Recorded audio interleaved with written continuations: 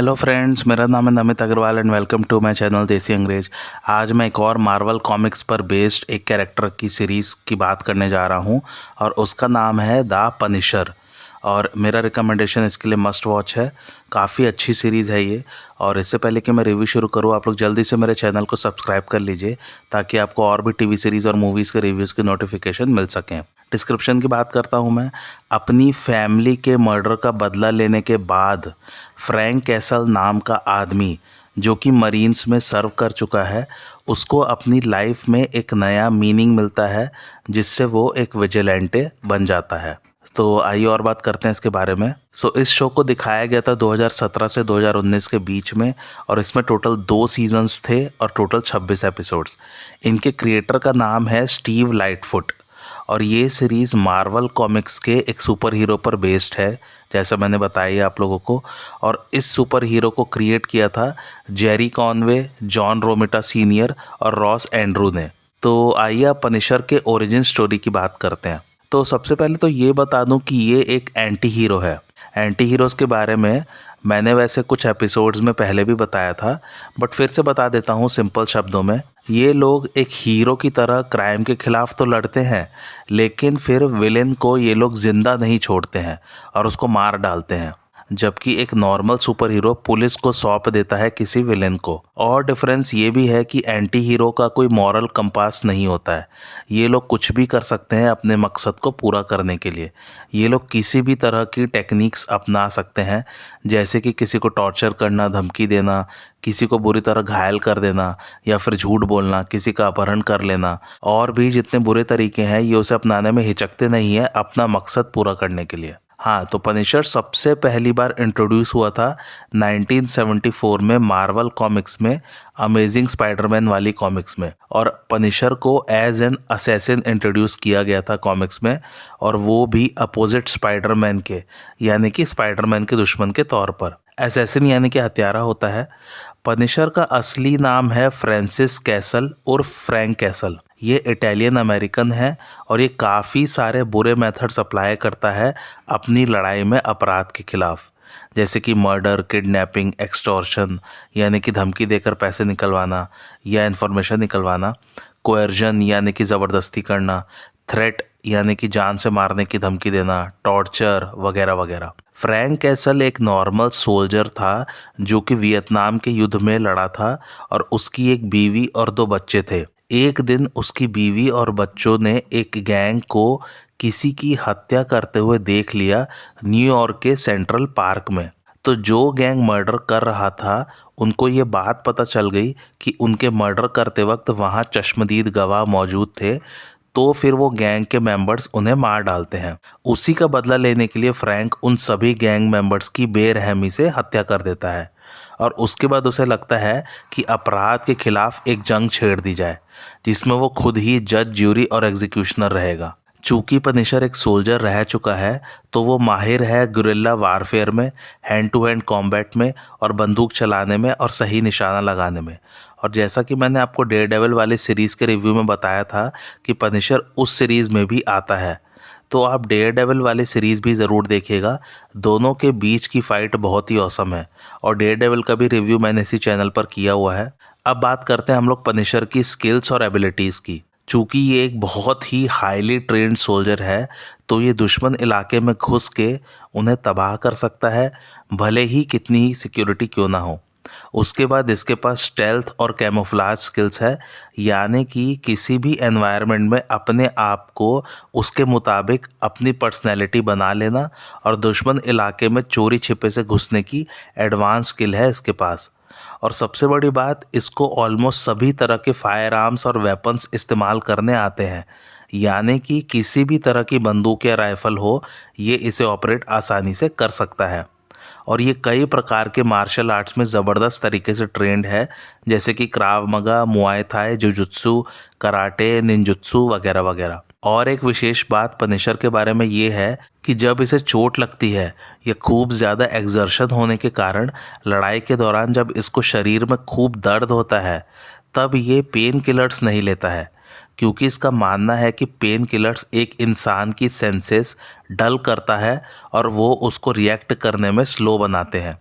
और पनिशर ऐसा नहीं चाहता कि उसकी सेंसेस डल हो या उसका रिएक्शन टाइम धीरे हो जाए लड़ाई के दौरान, इसलिए इसकी दर्द सहने की क्षमता कई गुना ज़्यादा है। पनिशर अपनी मल्टीपल आइडेंटिटीज़ मेंटेन करता है, ऑब्वियसली सभी नकली होती हैं, और काफ़ी सारे बैंक अकाउंट्स भी मेंटेन करता है।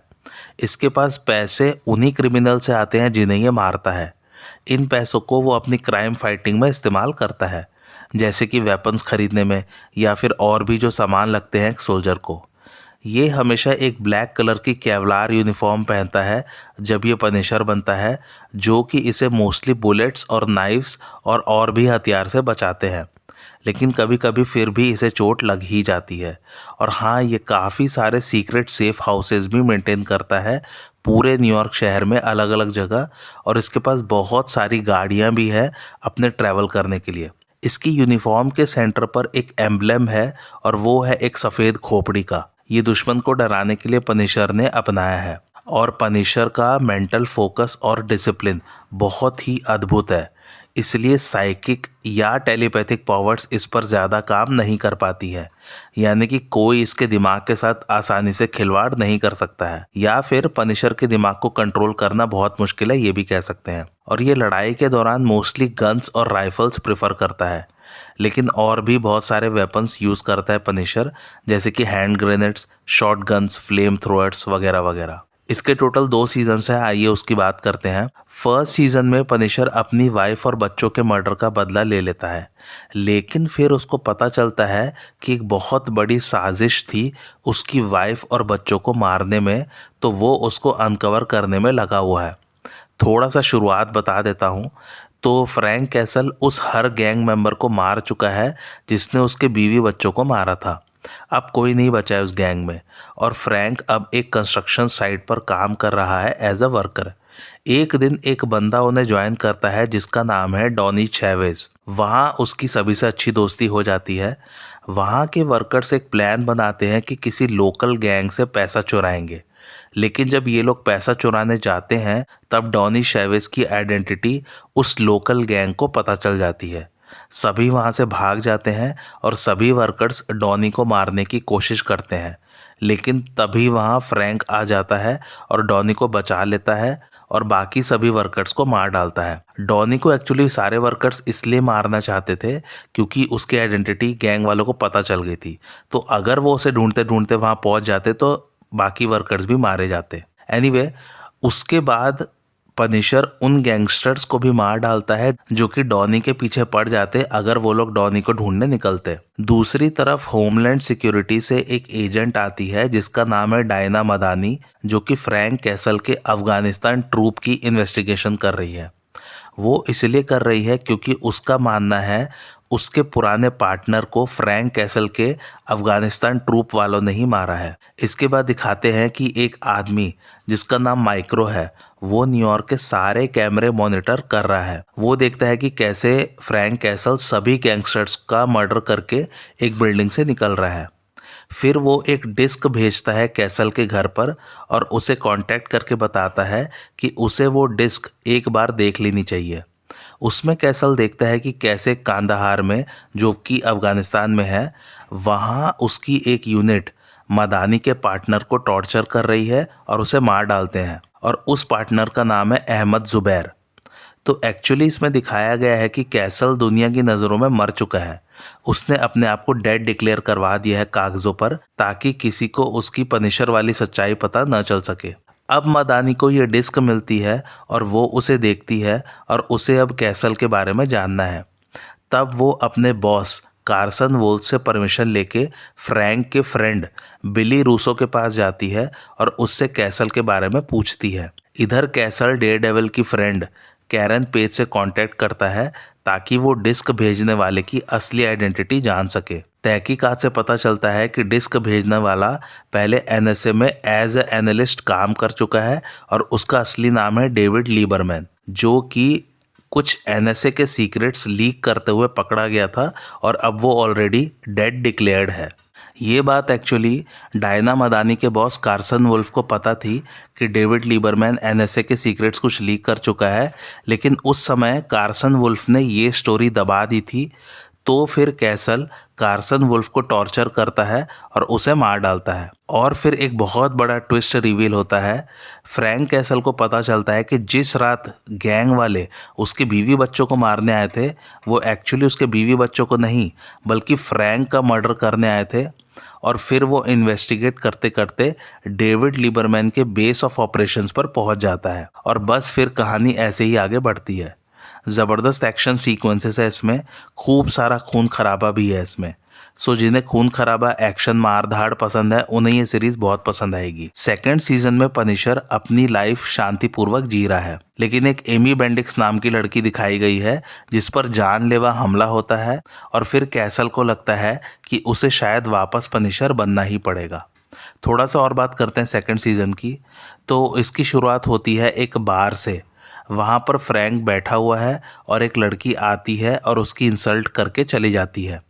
फिर दिखाते हैं कि वो लड़की एक गैंगस्टर को कॉल करती है ताकि वो उसको कुछ फ़ोटोज़ बेच सके। और एक्चुअली में वो गैंगस्टर जिससे वो लड़की बात कर रही थी वो दूसरी साइड में खुद रस्सी से बंधा हुआ है जिसे एक आदमी ने पकड़ रखा है और वो फ़ोटोज़ दरअसल उस आदमी को ही चाहिए।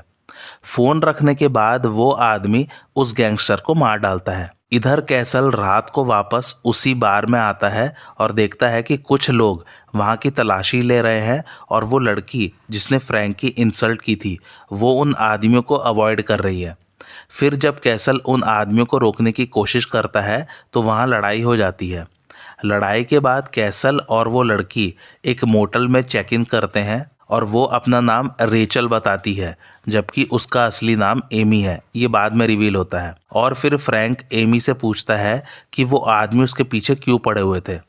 उसके बाद वो गैंग वाले फिर से उस मोटल में अटैक कर देते हैं। वहाँ से जैसे तैसे ये लोग भागते हैं, लेकिन वहाँ पुलिस आ जाती है और सबको अरेस्ट कर लेती है। पुलिस स्टेशन से फ्रैंक डायना मदानी को कॉल करता है कि वो आके उसे पुलिस स्टेशन से छुड़वाए, लेकिन वो मना कर देती है। अब ऐसा क्या हुआ फर्स्ट सीजन में कि फ्रैंक और मदानी अच्छे फ्रेंड्स बन गए हैं, ये जानने के लिए आप लोग फर्स्ट सीजन पूरा देखेगा। एनीवे, फिर एक रहस्यमयी आदमी पुलिस स्टेशन पर अटैक कर देता है और फिर फ्रैंक को फिर से वहाँ लड़ना पड़ता है। और क्या क्या होगा आगे सेकंड सीजन में ये जानने के लिए आप लोग नेटफ्लिक्स पर पनिशर को स्ट्रीम कीजिए। बहुत ही फास्ट पेस कहानी है दोनों सीजन्स की और पनिशर का किरदार निभाया जॉन बर्नथाल ने और क्या ज़बरदस्त एक्टिंग की है इन्होंने।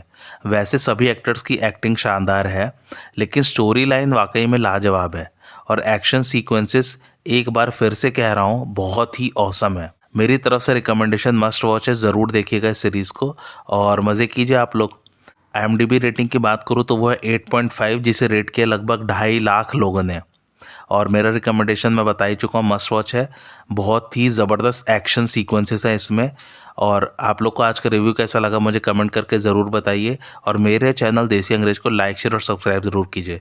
Thanks for watching.